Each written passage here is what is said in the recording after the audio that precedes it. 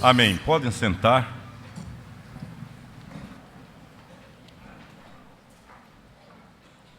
Basicamente, queridos, há dois componentes da fé cristã que eu não gosto de chamar de cristianismo, exatamente por causa deste ismo, que no contexto atual da ideia de movimento, de bandeira, de posicionamento radical, e por isso, com frequência, eu uso mais a expressão fé cristã. Algumas coisas, algumas doutrinas, alguns ensinamentos, alguns postulados teológicos fazem parte da fé cristã que não existem mais em nenhuma proposta de religiosidade na face do planeta Terra. Você pode procurar místicos, você pode procurar filosofias, seitas, você pode procurar religiosidades milenares carregadas de história, você pode pesquisar em todos os altares que você quiser, em todos os nichos que você puder encontrar, esvaziar livros, ouvir ou ver ou ler oráculos, procurar na sabedoria dos quatro cantos da terra, em toda a história da humanidade, você encontrará não apenas dezenas ou centenas, mas milhares e milhares de ensinamentos religiosos e propostas de espiritualidade. Rendeu-se na Segunda Grande Guerra Mundial, o general Douglas MacArthur mandou para o então presidente dos Estados Unidos da América do Norte um apelo. E o apelo foi o seguinte: mandem missionários para cá. Mandem aos milhares missionários para cá. Porque juntamente com a rendição japonesa, aconteceu a falência, pelo menos momentânea, de uma fé investida em milhares e milhares de divindades, que do ponto de vista do relacionamento espiritual dos que criam, não foram capazes de livrá-los daquela hora de dor, de sangue e de muitas lágrimas. O cristianismo ou a fé cristã, dentre as coisas que ensina e que ninguém mais ensina, eu quero só destacar duas que são absolutamente, totalmente patrimônio da fé cristã. A primeira dela é uma salvação desprovida de merecimentos. É uma salvação que não é conquistada, é recebida. É um caminho para o céu que não é aberto daqui para lá, mas que foi aberto de lá para cá. Uma ponte cuja construção começou lá e tocou a terra. Uma escada como a que viu Jacó.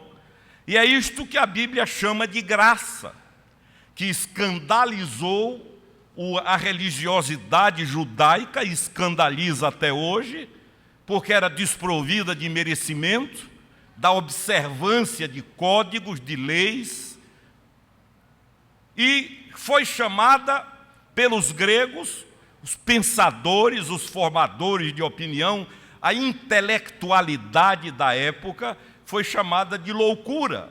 Era escândalo para uns e loucura para outros, porque em qualquer proposta religiosa que haja sobre a face da terra, o fiel, para atingir, seja o nirvana, seja o céu, seja o paraíso, seja lá o que for, ele precisa pagar a custos na vida, sacrifícios, e por isso há flagelos, há romarias, há caminhos longos a serem perseguidos, há chicotadas, banhos em rios como o Ganges e tantos outros, na ansiedade de alguma forma quitar o débito e tornar-se credor de uma vida eterna. A única fé que ensina o contrário é a fé cristã, é que não há nada a pagar. Está pago, está quitado, está liquidado, está resolvido. quando o brado foi ouvido da colina do Calvário, dizendo que está consumado, é porque está consumado, e qualquer voz em contrário é maligna e infernal. Somos os únicos sobre a face da terra cujo acesso à presença de Deus foi garantida não pelo que fazemos, mas pelo que cremos. Não pelo que pagamos, mas pelo que foi pago. E a grande luta do inimigo e da própria consciência é instalar uma certeza de débito não pago, e por isso há um bloqueio mental produzido pelo próprio inimigo, condicionamentos gerados pelo sistema onde nós vivemos, que ensina que aquilo que é barato não tem valor, aquilo que é de graça não tem valor, mas o fato de ser grátis não tira valor, ao contrário, foi tão caro que eu não pude pagar, mas alguém pagou por mim. Um pai pode dar uma Ferrari a um filho, e o filho nunca vai poder dizer não tem valor, tem, agora alguém pagou para ele. A outra coisa, queridos, que é o que nós vamos comentar hoje, claro, não dá para esgotar o assunto, é que a única fé no planeta Terra, cujo Deus, cujo aquele que a anunciou e trouxe, foi e disse eu volto, é a fé cristã com Jesus de Nazaré. Siddhartha Gautama Buda nunca disse isso, simplesmente porque foi. Outros, Zoroastro, Confúcio, Maomé, a despeito do histórico de obras maravilhosas que realizaram, foram, mas nenhum deles pôde, nem poderia dizer aos seus fiéis, aguardem, porque eu vou, mas um dia eu volto para levar vocês comigo, para que onde eu estiver, vocês estejam também. A única fé que ensina essa esperança é a fé cristã. O próprio Senhor disse, como acaba de ser lido, eu prepararei lugar, eu vou. Se não fosse assim, disse ele, eu iria e prepararia lugar e voltaria outra vez e levaria vocês comigo para que onde eu estiver, vocês estejam também. Por razões que a mente não alcança, esse Deus, que é maior do que o cosmos, que é gerenciador, mantenedor, sustentador, supridor de todo o universo, não consegue, com toda reverência afirmo, viver sozinho. Precisa de gente como a gente. É por isso que quando ele cria Adão, Eva, ele vem, diz a Bíblia, todas as tardes para bater um papo agradável no jardim do Éden. É por isso que ele sempre procurou meios para chegar. E a nossa fé, uma das colunas sobre as quais, ou sobre a qual ela está construída, é a convicção de que Jesus de Nazaré voltará para nos buscar. Alguns dos louvores mais lindos da nossa fé foram escritos nessa esperança. Os nossos irmãos negros do sul dos Estados Unidos, ali do Tennessee, do Alabama, do Missouri, gente que tem a música na alma, onde nasceu o blues, o jazz, eles legaram ao mundo alguns dos louvores mais lindos que a mente humana jamais poderia imaginar. O sofrimento, a opressão, a dor, o pé que esmagava, a perseguição, a destruição, fizeram com que aqueles irmãos olhassem para o futuro e dissessem, isso aqui não é o fim. E nomes como Billie Holiday, como Sammy Davis Jr., como Nat King Cole, que era batista, como Ella Fitzgerald, imortalizaram louvores que falavam de uma terra além do rio. Há uma terra além do rio, cantaram eles. Ou cantaram dizendo, o Jordão eu não passarei só. Imortalizaram louvores. Ella Fitzgerald cantou no Carnegie Hall em Nova York para uma multidão. Antes de um show ela abriu com louvor, cuja letra diz, quando se fizer chamada, eu lá estarei. Viveram e morreram nessa esperança. Há duas coisas relacionadas a essa doutrina. A primeira chama-se o arrebatamento da igreja. Eu não vou falar sobre isso hoje. Em outra oportunidade a gente pode abordar esse assunto. Mas o que se chama de segunda vinda de Cristo, apenas estabelecendo a diferença, o evento chamado arrebatamento é o encontro pessoal dos salvos pelo sangue de Jesus com Ele nos ares.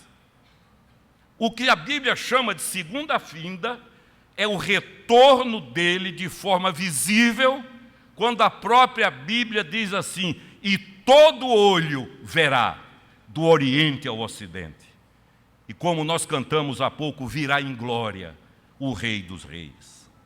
No entanto, embora não haja determinação do dia, e olha aqui para mim, qualquer pregador, por mais ungido que pareça, que marcar o dia da volta do Senhor Jesus é um herege perigoso. Porque a Bíblia é clara. Quanto àquele dia, ninguém sabe, nem o filho, somente o Pai. Não há data definida. No entanto, ele deixa um legado de sinais, de evidências, de leituras que podem ser feitas à luz da Bíblia, que permitem aos que creem, aos que confiam, perceberem a proximidade deste grande evento, a proximidade desses dias. Por isso que a Bíblia diz aí em Mateus 24, 3 a 5, eu vou pedir ao reverendo Técio, eu pedi para ele me ajudar com as leituras, porque são várias. Quando os discípulos perguntaram como seria isso, olhem o que o Senhor disse. Mateus 24, 3 a 5. No Monte das Oliveiras, achava-se Jesus assentado. Quando se aproximaram dele os discípulos, em particular, e lhe pediram: dize-nos, quando sucederão estas coisas e que sinal haverá da tua vinda e da consumação do século? E ele lhes respondeu: vede que ninguém vos engane, porque virão muitos em meu nome, dizendo, eu sou o Cristo, e enganarão a muitos. A primeira evidência que o Senhor deixa, porque uma coisa que ele diz aos discípulos é o seguinte: vocês sabem quando vai chover? Vocês sabem quando a seca será longa? Vocês são capazes de saber, pela direção do vento, se será frio, se será mais quente? Vocês sabem ler, mas não sabem ler também os sinais, que são a evidência de que a coisa está para ser consumada? E ele então começa a dar pistas, a dar sinais, para que a vigilância seja estabelecida. E a primeira é essa: será uma época de engano, de mistificação, ou, para usar uma palavra que meu filho usa, de enganação. E o interessante é que não vai ser um engano óbvio. Serão pessoas que aparentemente falam em nome dele, e diz o texto que acaba de ser lido, que até sinais irão operar, milagres serão realizados, de tal forma que, diz a Bíblia, se possível, e graças a Deus por essa ressalva, enganariam até os escolhidos. Não enganam, sabe por quê? Porque o Senhor protege aqueles que são deles. Amém. É por isso que a leitura da fé pela via do milagre é preciso ser muito cuidadosa. Lembre-se que lá no Egito, os magos fizeram a mesma coisa até um certo ponto que Moisés fez. Foi assim em Babilônia. Esse poder místico que realiza sinais não pode caracterizar ou definir se uma pessoa é um homem ou uma mulher de Deus. E Jesus disse, quando o fim estiver próximo, isso vai se tornar agudo, vai se tornar crônico, e vocês vão começar a ver por aí gente a fazer muitos sinais místicos perigosos, carregando o nome do Senhor Jesus Cristo. Não são essas coisas óbvias, grotescas, como aquele Henrique Cristo lá de Curitiba. Ali não precisa de discernimento para saber quem é, né? Não precisa ter nenhum discernimento, basta ter juízo para saber quem é, e eu já dei muita gargalhada com ele falando. O segundo sinal, então o primeiro que o Senhor Jesus disse, e o reverendo Técio deu a referência para que depois vocês leiam, o segundo está em Mateus 24, 6 a 8. E certamente ouvireis falar de guerras e rumores de guerras. Vede, não vos assusteis, porque é necessário assim acontecer, mas ainda não é o fim. Porquanto se levantará nação contra nação, reino contra reino, e haverá fomes e terremotos em vários lugares. Porém, tudo isto é o princípio das dores. Você poderá dizer, e tem razão, mas bispo, sempre houve guerra. Sempre houve guerra. O que a Bíblia fala é na multiplicação, na intensificação dos conflitos. E é interessante observar que essas guerras que sempre existiram na história da humanidade, no entanto, no último século, o século XX, para vocês terem uma ideia, séculos 19 e 20, houve mais conflitos e guerras do que em 1.900 anos de história, para falar nesses últimos 2.000 anos. Enquanto nós estamos aqui, hoje, há quase 200 conflitos armados no mundo. O homem, apesar de todo o progresso, de toda a vontade para estabelecer a paz, de todo o conhecimento, não consegue afastar-se do advento da morte, da guerra, do choque, das revoluções. E Jesus fala que haveria conflito desde pai contra filho, porque guerra começa muitas vezes em casa, guerras que aconteceriam na família, nos negócios, nas comunidades, nas cidades, nas nações, nos países, entre ignorantes, letrados, pessoas de todos os níveis. O fato é que ele diz que um dos sinais do fim seria a multiplicação, não seria o surgimento, porque sempre houve, mas a multiplicação das guerras e rumores de guerras. Tanto que o Watchman Nee, um santo homem de Deus chinês, ele já dizia: a paz que existe é falsa no mundo, e argumentava, porque é uma paz gerada pelo medo. Não há conflito entre nações, na maioria das vezes, porque uns têm medo dos outros, porque ninguém tem ideia dos arsenais que existem por aí.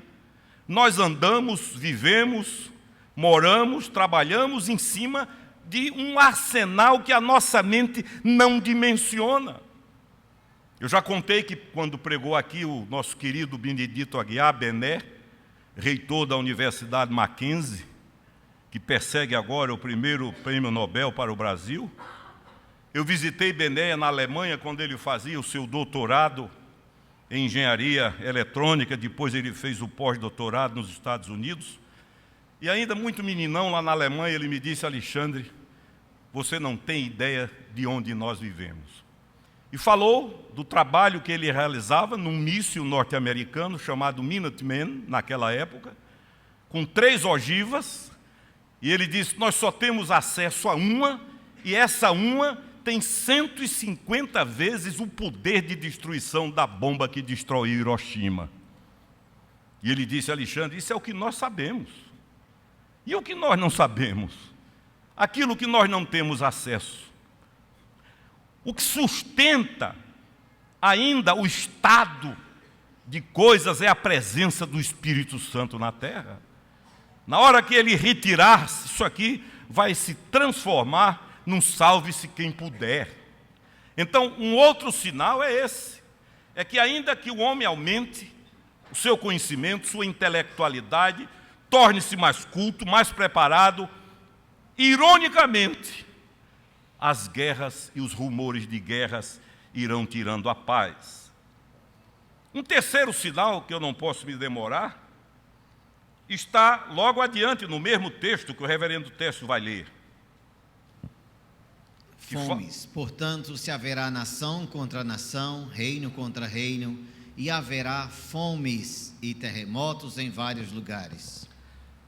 há uma tradução que diz fome, pestes e terremotos em vários lugares. A ONU afirma, através do FAO, que é o seu órgão para combate à fome, que nunca houve tanta carência de alimentos como hoje. E o irônico é o outro extremo. Não é porque falta, tem de sobra. A ONU afirma que há alimentos para alimentar 1,5 a humanidade, mas estão estocados ou desperdiçados. A fome, enquanto nós estamos aqui, a fome reina. Philip Yancey, que eu tive o privilégio de conhecer e conversar pessoalmente, certo dia ele pregou em 10 grandes igrejas norte-americanas, as maiores.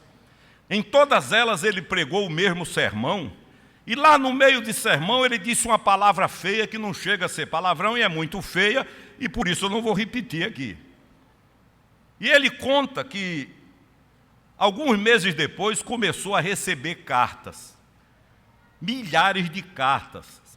E no sermão ele disse: morrem diariamente no mundo, naquela época, isso há mais de 20 anos, 10 mil crianças de fome todos os dias.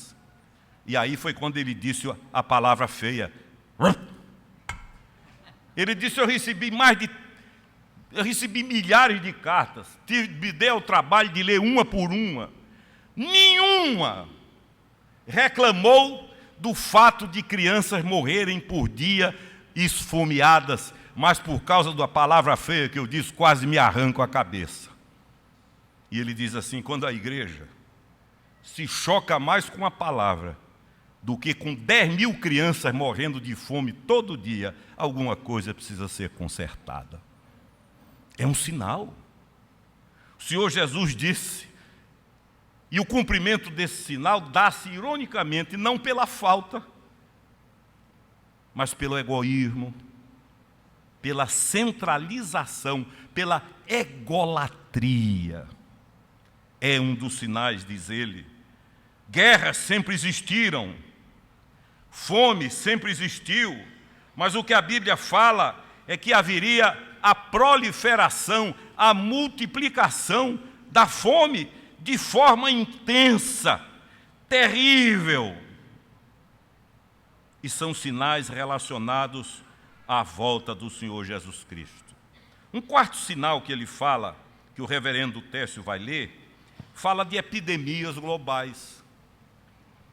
Leia aí, pastor. Em Lucas capítulo 21, versículos 11. Haverá grandes terremotos, epidemias e fomes em vários lugares, coisas espantosas e também grandes sinais no céu. Nas últimas décadas, especificamente nos últimos anos, tem ocorrido o aparecimento de doenças anteriormente não conhecidas e com um poder de propagação inimaginável. Hoje em dia, o que mete medo não são mais as doenças grandes que nós conhecemos há 40 anos atrás. Hoje em dia, o que se tem medo é de vírus, de bactéria, e eu vi uma reportagem há pouco tempo de vários médicos falando sobre essa era pós-bactéria, quando não se pode imaginar o que ainda há de surgir, e os últimos anos têm mostrado isso. Podemos listar, dentre outras, o surgimento da AIDS, do ebola, a gripe do frango, assim chamada, a suína, a espanhola, que demoliu milhares e milhares, para não dizer milhões de vidas, entre tantas outras que surgem em uma determinada região e de repente espalham-se pelo mundo inteiro. O Senhor Jesus disse: preparem-se, porque as epidemias, elas irão se espalhar, as pan-epidemias tomarão conta da face da terra. Por um lado, a ciência cresce, o conhecimento é tremendo, mas por outro lado, o crescimento dessas enfermidades será terrível também. Um quinto sinal que Jesus dá, e eu vou apenas en passant, porque já o reverendo Técio já leu, são os terremotos. Eu não sou tão velho como vocês pensam que eu sou, mas há palavras que no meu tempo de Jorge a gente não conhecia. Por exemplo, tsunami. Hoje qualquer menino sabe o que é. Domingo aconteceu um terremoto no Pacífico, a centenas de quilômetros de Santiago, que provocou destruição. Uma irmã aqui da igreja me passou uma mensagem desesperada, pedindo para orar por uma irmã dela, precisou fugir de casa, sair de casa às pressas.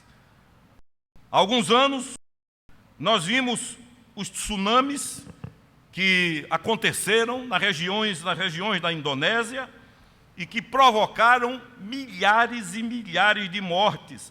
Ah, mas sempre houve terremotos. Claro, o que a Bíblia diz é que haverá a intensificação, a multiplicação deles. Eles vão acontecer em vários lugares. É como a mulher que está para dar à luz e à medida que aproxima-se o momento da concepção, as contrações e as dores aumentam em intensidade e em período de tempo. Quando eu estudava lá na cidade de Filadélfia, num seminário, foi lançado um livro que os mais antigos devem ter conhecido, cujo título era A Agonia do Grande Planeta Terra, que relacionava estes sinais apocalípticos, que não tem como objetivo amedrontar, mas exortar, avisar, abrir os olhos, para que assim como nós olhamos da janela para o céu e dizemos, vou sair com guarda-chuva, porque hoje vai chover, vou levar uma capa, porque a coisa vai ser ruim, e às vezes ainda o sol brilha, por quê? Porque há uma leitura do tempo, de sinais que aí estão. E são esses sinais que o Senhor Jesus nos mostra. Segundo especialistas no século XX, aconteceram mais terremotos do que em toda a história humana conhecida. E na última década, mais ainda do que em qualquer momento do século XX. É por isso que Jesus diz, se levantará nação contra nação, reino contra reino, e haverá fomes e pestes e terremotos em vários lugares. Eu conheci um cidadão que estava em Varsóvia, na Polônia, quando aconteceu um terremoto há muitos anos. E ele me disse o seguinte, não há coisa mais pavorosa do que a impotência gerada por um terremoto. Você não sabe o que fazer, não tem para onde ir, não tem para onde correr. Você não tem, ele disse a mim, o raciocínio fica bloqueado, o congelamento é geral, e você apenas espera que seja poupado. São sinais. E diz o Senhor Jesus também que haveria sinais no sol, na lua e nas estrelas, e que o mar seria tão abalado que homens desmaiariam de pavor ante a agitação das águas do mar. Esses terremotos produzem isso. Ainda ontem, havia sido anunciado para ontem a probabilidade de um mega meteoro chocasse com a Terra e haveria a extinção da raça humana. Ainda bem que não foi tão divulgado, né? Porque tem gente que ia se apavorar mesmo. Haverá muito isso também.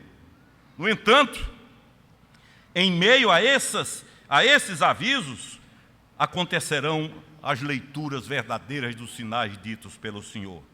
O terremoto, queridos, que atingiu o Japão em 2011, alterou, segundo os cientistas, o eixo de rotação da Terra. Por aí vocês veem a dimensão do terremoto. Os ufologistas não se cansam de propagar aparições de objetos voadores não identificados. A Terra tem sido inundada com o fenômeno da aurora boreal. A Lua já tem a sua posição alterada em relação à própria Terra. Repetidas vezes a mídia tem divulgado a presença de asteroides com prováveis rotas de colisão à Terra, a ocorrência de riscos à humanidade por conta das chamadas chuvas de meteoritos. O Sol apresenta grandes instabilidades chamadas de tempestades de calor em direção ao espaço. O Senhor disse que este seria um dos sinais da sua vinda. Quem tem ouvidos para ouvir, ouça, e quem tem olhos para ver, veja. Mas ele disse também em Lucas 21, 25 e 26, uma outra coisa que eu acabei de dizer, que haveria sinais no sol, na lua, na terra, angústia das nações em perplexidade pelo bramido do mar e das ondas, os homens desmaiando de terror na expectação das coisas que sobrevirão ao mundo, porquanto as virtudes dos céus serão abaladas. Um outro sinal é o renascimento da figueira, ou seja, a restauração da nação de Israel. Vamos ler? Tem aí Mateus 24, 32 a 34, reverendo Técio. Mateus 24, 32 a 34. Aprendei, pois, a parábola da figueira. Quando já os seus ramos se renovam e as folhas brotam, sabei que está próximo o verão. Assim também vós, quando virdes todas estas coisas, sabei que está próximo às portas. Em verdade, vos digo que não passará esta geração sem que tudo isto aconteça. Hoje, a existência da nação de Israel é algo óbvio. Vamos lá agora em novembro. Quando eu fui a primeira vez em 77, a coisa ainda era muito precária. Quem foi agora comigo há 3 anos já viu uma outra nação. Mas até maio de 1948 isso era apenas uma probabilidade. Só falava nisso quem acreditava nas profecias da palavra de Deus.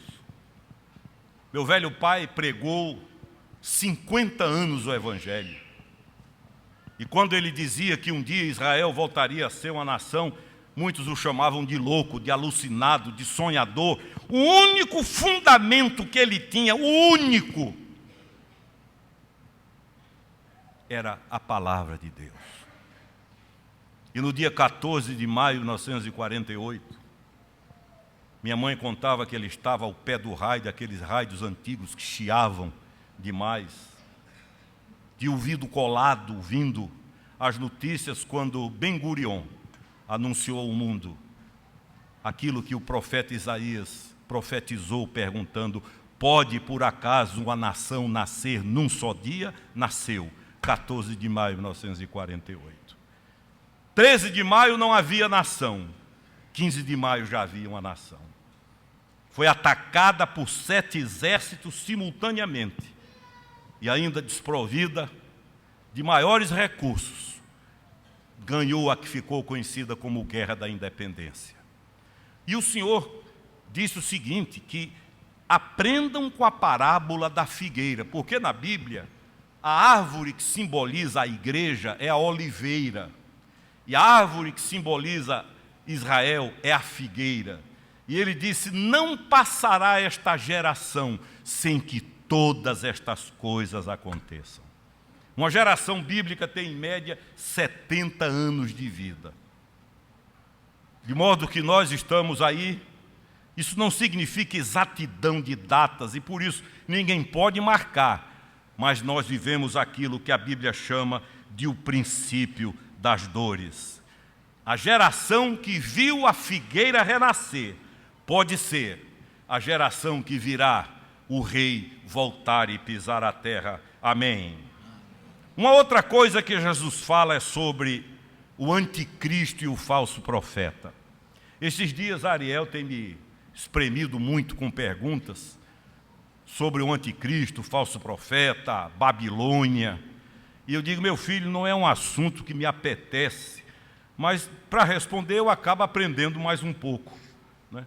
A Bíblia diz que haverá um sistema iníquo de nações que estarão coligadas com o objetivo camuflado de se opor a tudo quanto é de Deus, a tudo quanto se fala em nome de Deus.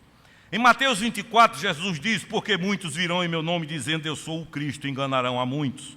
Mais adiante ele diz: outros virão dizendo eu sou o Cristo, estou aqui, estou ali, não lhes deis créditos. Quando virdes que a abominação da desolação de que falou Daniel está no lugar santo, quem lê entenda. E ele, o anticristo, firmará um concerto que será um líder, não um místico, mas um líder, por uma semana, que segundo Daniel tem 7 anos, e na metade dela fará cessar o sacrifício e a oferta de manjares, e sobre a asa das abominações virá o assolador, e o que está determinado será derramado sobre ele. Em Tessalonicenses, o apóstolo Paulo diz: ninguém de maneira alguma vos engane, porque não será assim sem que antes venha a apostasia e se manifeste o homem do pecado, o filho da perdição, o qual se levanta contra tudo que se chama Deus ou se adora, de sorte que se assentará como Deus no templo de Deus, querendo ser o próprio Deus. Babilônia, que a Bíblia chama, é um sistema que une 3 forças: a força política, a força econômica e a força religiosa. Essas 3 forças formarão um governo. E esses, liderados por essa figura, terão como objetivo destruir tudo aquilo que se define como sendo Deus, ou de Deus, ou que em Deus crê. E é por isso, e é outro assunto, que eles chegarão a um vale chamado Jezreel, popularmente conhecido como Megido. Nós estaremos lá agora em novembro, e ali estarão convencidos de que liquidarão, exterminarão tudo aquilo que se chama canal de revelação de Deus. Mas diz a Bíblia que é nesta hora que um relâmpago iluminará o sol, iluminará a terra, do oriente ao ocidente, e todo olho verá, diz a Bíblia, o Filho do Homem vindo sobre as nuvens com poder e grande glória. Todos aqueles que estiverem vivos no planeta, eles observarão isso. E há alguns outros sinais que eu vou ler rapidamente em razão da hora. Traições, falsos profetas, esfriamento do amor. Diz Mateus: nesse tempo muitos serão escandalizados e trair-se-ão uns aos outros, e uns aos outros aborrecerão, e surgirão falsos profetas e enganarão a muitos. O perigo do falso profeta é porque ele tem cara de profeta. Se tivesse cara de falso, nenhum de nós iria entrar na deles. O grande risco que se corre é porque o indivíduo tem aspecto, discurso, palavra, ensinamento e fundamentação e argumentação que engana e que ilude. E ainda diz o apóstolo Paulo: ninguém de maneira alguma vos engane, porque não será assim antes que se manifeste o homem do pecado, o filho da perdição. É para isso que nós estamos caminhando, queridos. Não precisa ser gênio ou ser místico para fazer a lição, a leitura de tudo isso. E quero caminhar para a conclusão falando sobre aquilo que a Bíblia chama a grande tribulação. Interessante é que a Bíblia diz que todo aquele que quer viver piedosamente será perseguido. A palavra piedosamente tem a ver com obediência à lei, ao princípio, à palavra de Deus. Quem quer viver de qualquer jeito, vai viver numa, entre aspas, boa. Quem quer viver piedosamente será perseguido, desde calúnia, difamação, mentiras, ameaças, armadilhas. Mateus diz: então vos hão de entregar para serdes atormentados, e matar-vos-ão, e sereis odiados de todas as gentes por causa do meu nome. Ainda diz Mateus: porque haverá uma aflição tão grande como nunca houve desde o princípio do mundo até agora, e nem tampouco haverá de ter. A Apocalipse diz: depois destas coisas, olhei e eis com a multidão a qual ninguém podia contar, que vinha de todas as raças, nações, tribos, povos e línguas, que estavam diante do trono, e um dos anciãos me falou: estes que estão vestidos de branco são aqueles que vieram da grande tribulação e lavaram os seus vestidos no sangue do Cordeiro. Pastor João Filho, de saudosa memória, um dos grandes pregadores que eu conheci, morreu muito novo, infartou aos 49 anos. João tinha um sermão que eu nunca mais vou esquecer. Ele relacionava essas tragédias que antecederiam a vinda de Cristo e olhava para a igreja e dizia: agora, não se preocupem, vai piorar. E falava sobre crise econômica, perseguição, como estamos vendo agora. As estatísticas assombrosas de gente sendo sacrificada e morta unicamente pela fé, e João dizia: mas fiquem tranquilos, vai piorar. E o que mais me chama a atenção, eu estava em casa refletindo esses dias, é que não houve nenhuma reação, por exemplo, ao poder nefasto e maligno de Nero, porque todos sabiam que pertenciam a outra ordem de coisas e que um dia Deus acertaria as contas com ele. Nós vamos ver, e de certa forma a tribulação peneira, de certa forma a tribulação purifica.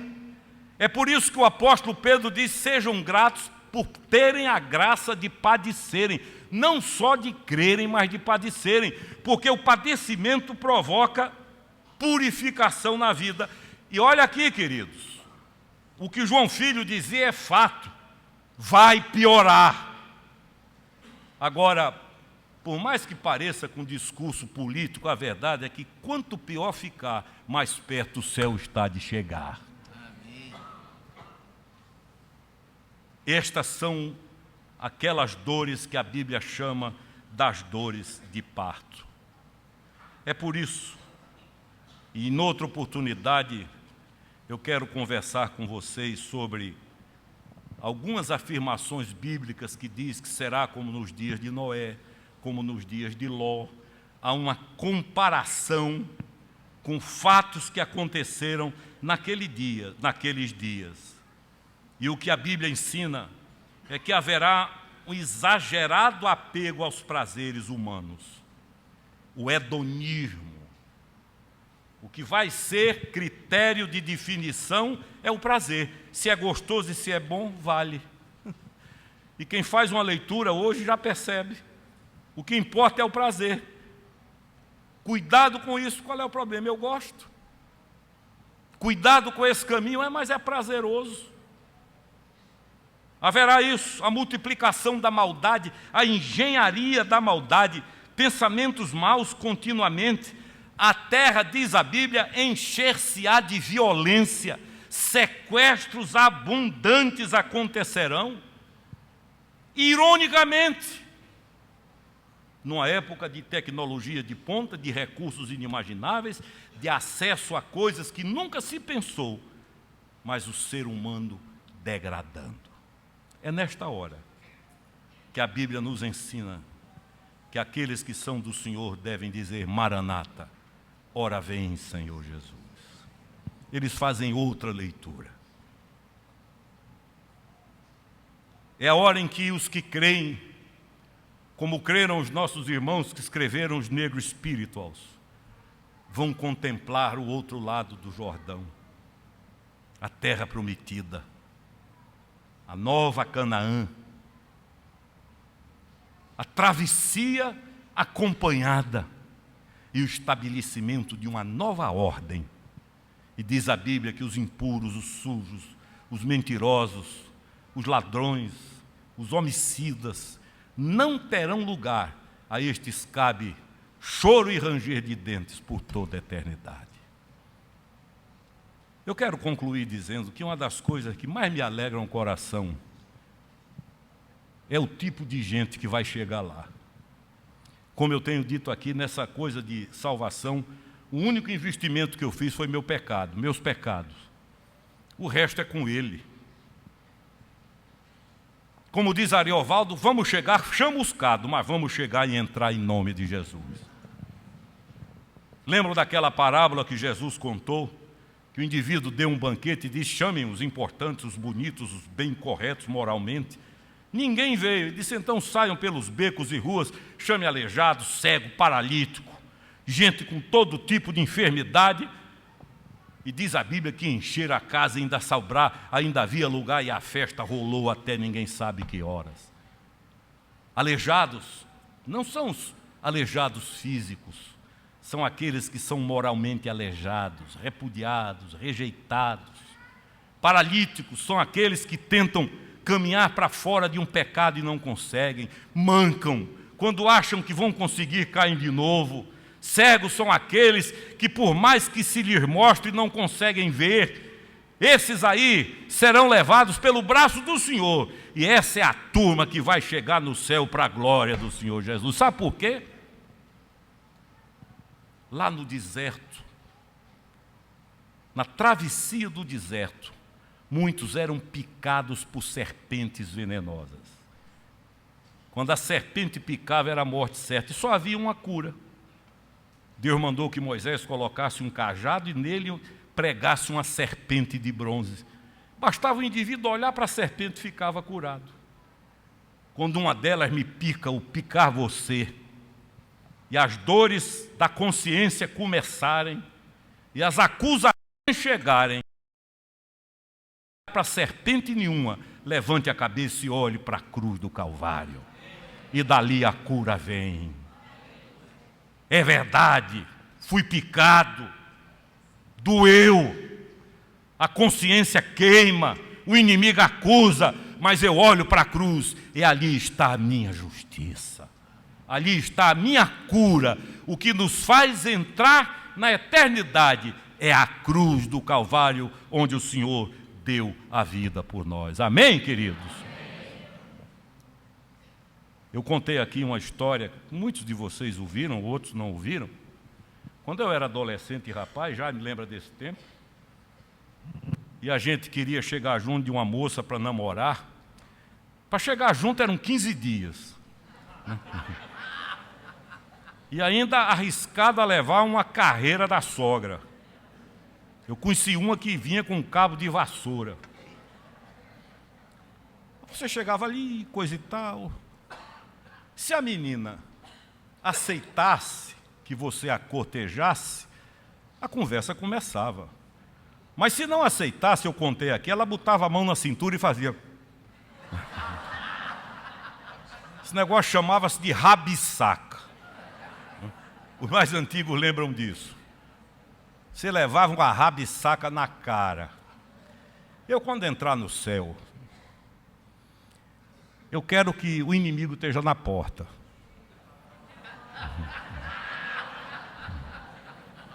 Ele e os companheiros dele. E quando ele olhar para mim, é rabisaca na cara dele.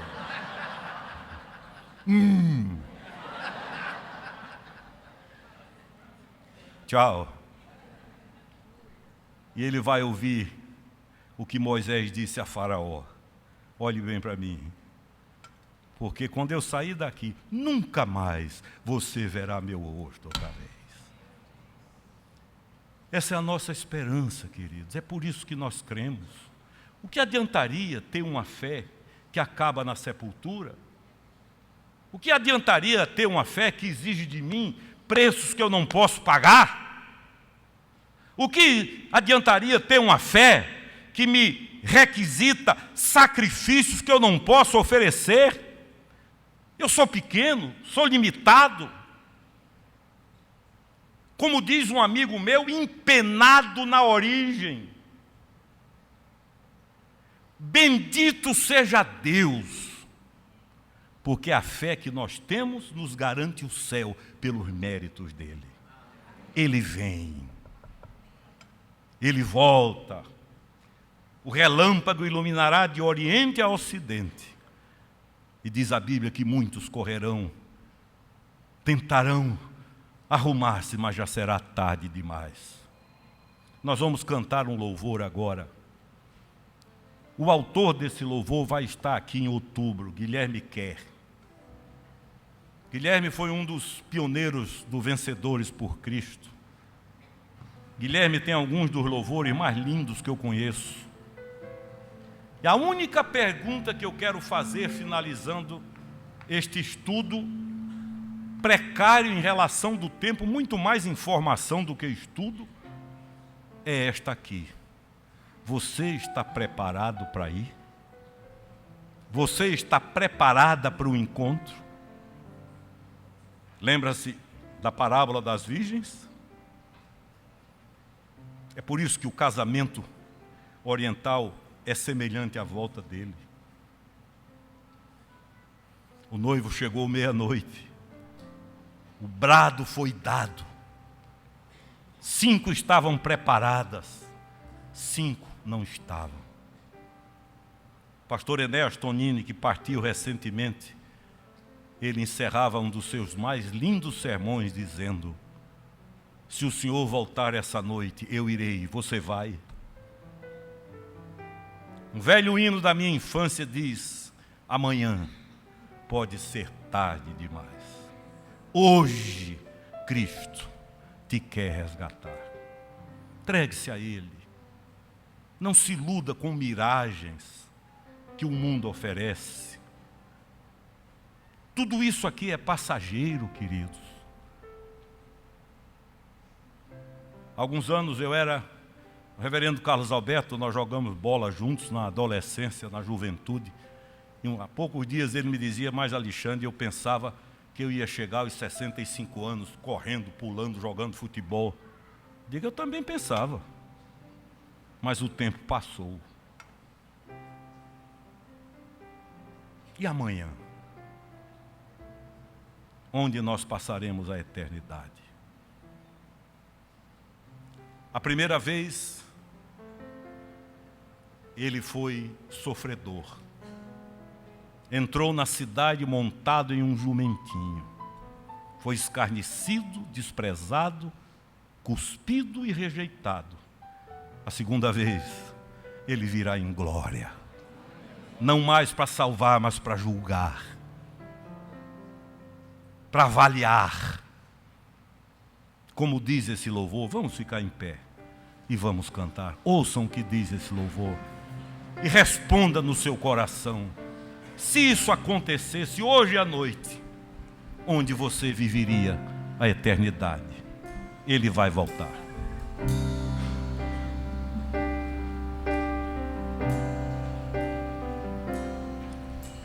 O Rei da Glória, o Rei dos Reis, Senhor dos Senhores, soberano Deus, é Jesus.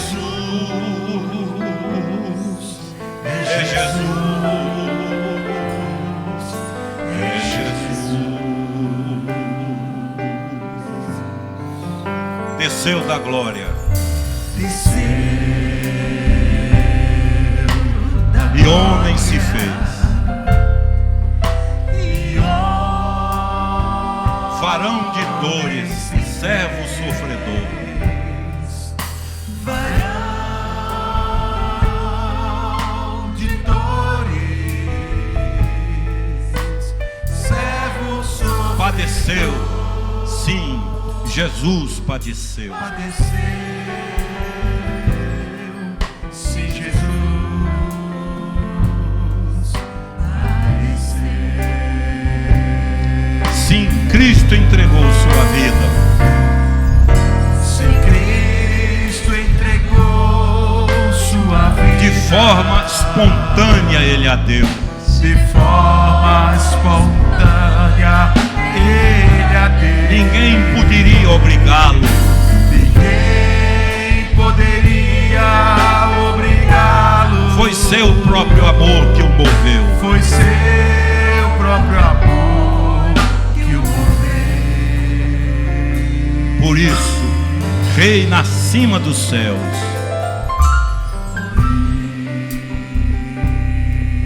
Isso reina assim. E tem um nome capaz de nos salvar.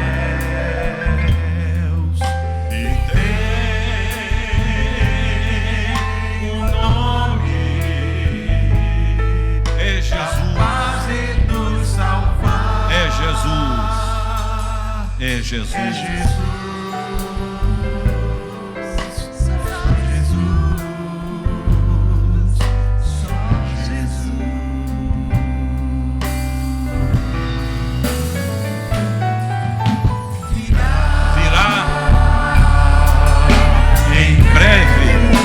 Rei dos Reis, vestido em glória, com todo o seu poder.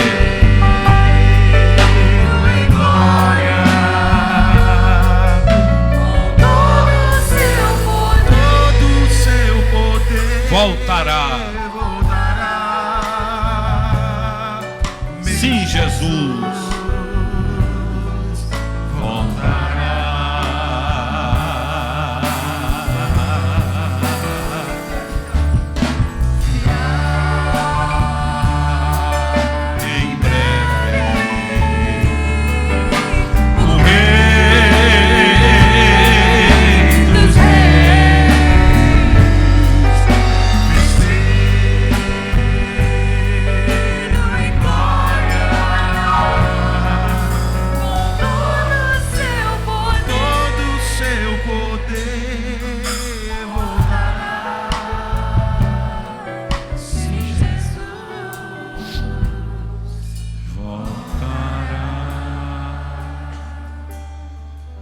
Os dois autores desse louvor estarão conosco agora em outubro, Guilherme e Jorge, dois amigos queridos. Curve a cabeça, vamos orar. E a pergunta é essa: se ele voltar hoje, você vai?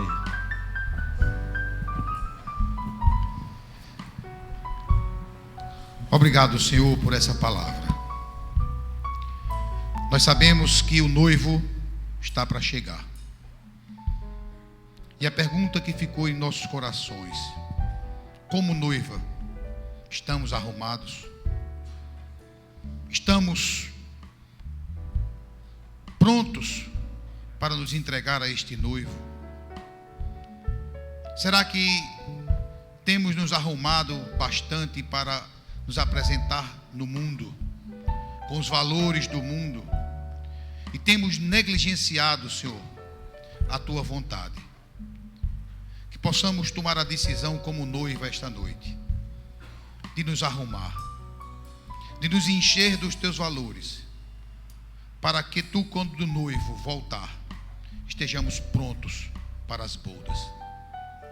Que o Teu povo sinta o desejo esta noite de mudar, de estar pronto, porque não sabemos o dia da Tua volta, pode ser a qualquer momento.